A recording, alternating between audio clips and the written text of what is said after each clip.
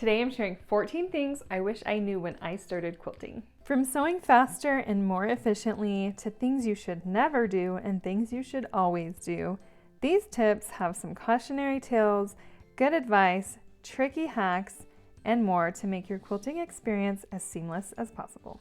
I'm hoping these tips will give you the confidence you need to start your quilting journey successfully. These are great tips for beginners, but they're also great reminders for experienced quilters. So let's jump into the first quilting tip. Nesting seams is the very first tip I would tell every beginner. It is one of the first things I taught my daughter while she was making her first quilt, and this tip will change everything. This tip involves pressing the seam allowances in opposite directions of the blocks you're about to sew together. By doing this, you create a little ridge of fabric that is easy to butt up against the other. This will help you align your blocks so that when you open them, your points are perfect.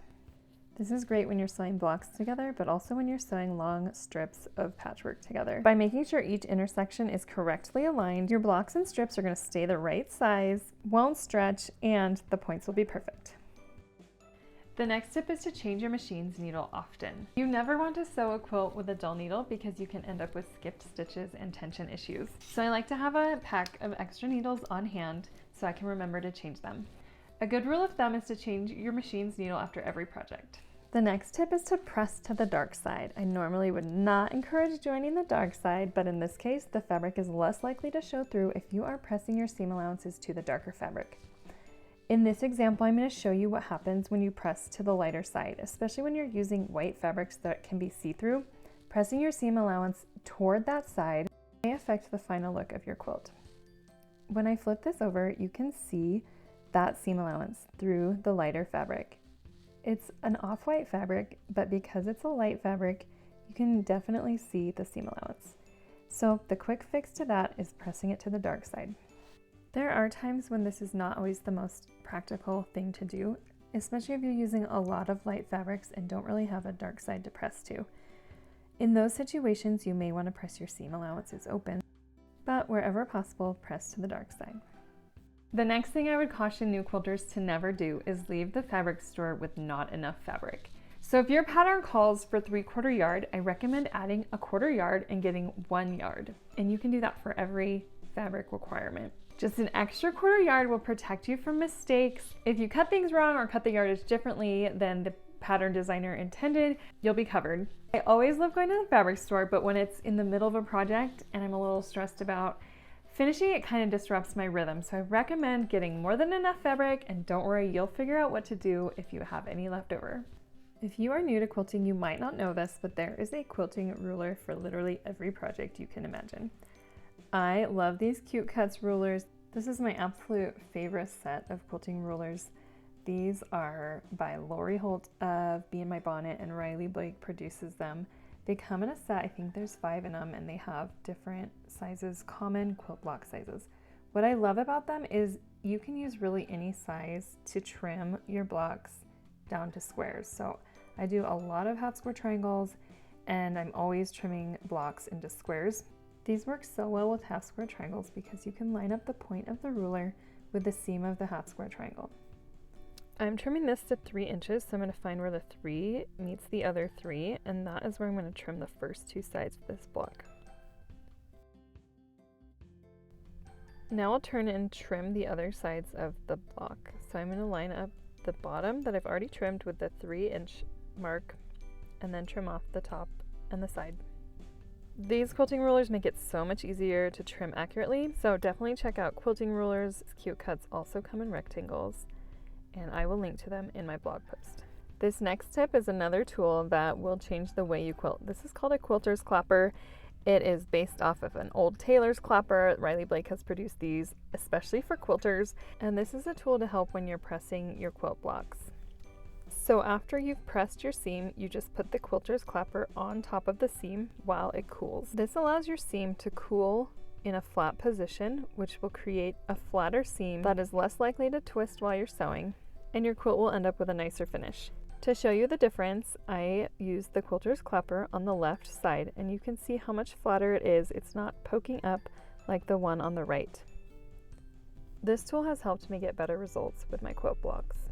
My next tip is to use Precut Fabrics. Pre-cuts are such a great tool for any level of quilter. Less cutting means less mistakes, and also I feel like they're a safer option since you're less likely to cut your finger with a rotary cutter. There are lots of types of pre-cuts. My absolute favorite are 5-inch charm squares. These are 5-inch squares pre-cut. They usually have a full fabric line in them, and the prints are gorgeous. Pre-cuts are also a great idea if you have trouble putting fabrics together and making color combinations. It's all done for you with a pre-cut. Jelly rolls are another favorite. These are 2.5-inch wide strips, and they are cut on the width of the fabric. So they're about 42 to 44 inches long by 2.5 inches wide. So you can do a lot with these. And then fat quarters are also fun, just easy to grab, easy to pick colors, and I always love a fat quarter. There are other pre-cuts as well, including 10-inch stackers, mini charm packs, and half-yard bundles and fat eighths, but the ones I use the most are probably jelly rolls and charm packs. The next tip is a super simple one that will save you lots of time and thread. This is called chain piecing. Chain piecing is sewing multiple pieces of fabric together without cutting the threads in between. So I'm sewing 2 squares together, and then instead of stopping and pulling my thread and clipping it, I am just taking another 2 squares of fabric and sewing them together right on the same chain of thread. This is an easy way to batch sew your quilt blocks, and we'll clip them all apart later. Half square triangles are a skill that you're going to have to learn as a quilter. These are such a foundational block, and they are used to make up so many bigger blocks. Half square triangles are pretty easy to make, but there are different ways to make them. After learning how to sew these 8 at a time, I never do them 2 at a time again because 8 at a time is so much faster. So I'm going to show you how to make half square triangles 8 at a time. For this technique, you're going to need 2 squares of fabric the same size. If you need help deciding what size to make these, there's a cheat sheet available on my website. Just click the link in the description for access to it. Then you're going to need a ruler. I like to have a ruler and then a fabric marker to make our marks. Lay them together, right sides together with all the corners lined up. Now we're going to use our fabric marker to draw a line from corner to corner, creating a diagonal line. We're going to do this on both diagonals, and we'll end up creating an X. Line up your ruler to the corners. My ruler is not quite long enough, so if you have a longer ruler, that's better, but we'll make this work. And then we're going to do a perpendicular line through the other diagonal. Once that is done, we are going to take this to the sewing machine, and then we're going to sew on the sides of the line, 1/4 inch on either side. We're going to make 2 seams down the diagonal of the block. I just like to turn my block right around and go back where I came from. And then for the other diagonal, I'm going to pull it out a little bit and stick it back in, doing both sides again on either side of the purple line, 1/4 inch from that. Once you're done, pull it out of your machine. You have 4 stitching lines. We're going to take this to our cutting mat and cut along the purple lines. So the lines we drew, we are going to cut the block apart at those lines. You're going to end up with 4 triangles that look like this. They have 2 sides sewn and 1 open. So now to get 8 pieces out of this, we are going to cut perpendicular to the bottom of the triangle right through the middle, and this will get us our half square triangle. So by doing that to all 4 of these blocks, we are going to end up with 8 half square triangles. Because of the way we cut out these half square triangles, they are on some bias grain, and bias grain is a little bit more stretchy, so you do have to be careful with the blocks, but also my cheat sheet has extra room so that you can trim them down to the exact size you need. Next, I'm going to give you a caution about pressing. So when you press your fabric, we are actually just pressing up and down, up and down. So when you iron clothes, you put your iron on and move it across the fabric, kind of dragging it on the fabric. But pressing is what it sounds like, pressing down on the fabric with a hot iron, lift up, and then press again. This up and down will prevent your fabric from skewing while you're setting your seams. I have to admit, this is something I forget all the time, but it is an important tip to include. This one might be obvious to a quilter, but if you came from a clothing background like me, this is a great tip. Your binding does not have to be cut on the bias. The bias grain makes a binding stretchy and able to contour around curved things. But since quilt edges are straight, the binding can be cut on straight grain. It doesn't need the same give as binding on an armhole. This is an awesome tip because cutting binding on straight grain is way faster than cutting it on the bias. And a bonus tip to piggyback on the binding tip is that you can use a jelly roll with pre-cut fabric for your binding. Here's a tip for sewing binding strips together. This comes from me sewing them together incorrectly 100 times.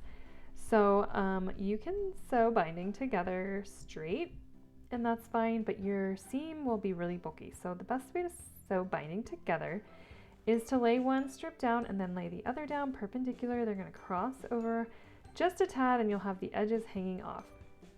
So something that I always do is pin it together incorrectly to where after I've sewn it together, it doesn't create a straight strip. So right now I'm showing you the wrong way. I'm going to pin it just in place and show you what happens when I'm going to sew it together. So if I sew it like that, it's going to be wrong. These aren't not going to create a continuous strip of bias tape. I finally figured out a way to remember the correct way, and that is to have both of the short edges on one side of my ruler. So when you are putting your ruler down, make sure both of those edges are on the outside, and this is how it'll look after it's sewn together. So after I've sewn it, I like to trim off my excess fabric, so I have a 1/4 inch seam allowance, and then press the seam allowance open. Pressing that seam allowance open will distribute the bulk of the seam allowance. This next tip will change your life. My least favorite part about quilting is trimming. It's tricky and takes forever. This rotating cutting mat allows you to trim one side of the quilt block and spin the mat to trim the other sides without touching the fabric. That means you can trim all sides of your block without moving the fabric, which will give you more precise and accurate blocks and save you a ton of time. And the last tip is that there are actually no rules in quilting. Quilting is art, and that means you can do whatever you want. As long as you're having fun and making gorgeous quilts, you are doing it right. Thanks for watching. For more sewing tips, click the video above.